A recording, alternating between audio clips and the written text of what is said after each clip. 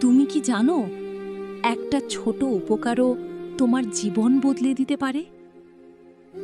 ইসলামে অন্যের উপকার করা শুধু ভালো কাজ না, এটা এক বড় ইবাদত।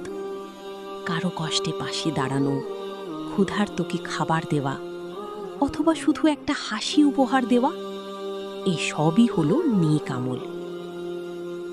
হয়তো তুমি ভাবো, এত ছোট কাজ, এতে কি হবে? কিন্তু আল্লাহর কাছে এই ছোট কাজই হতে পারে তোমার জান্নাতের কারণ।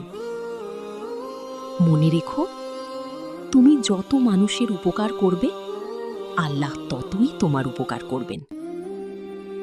তাই আজ থেকেই শুরু করো, প্রতিদিন অন্তত একজনের মুখে হাসি ফোটাও। আজ তুমি কাকে সাহায্য করবে? কমেন্টে লিখো।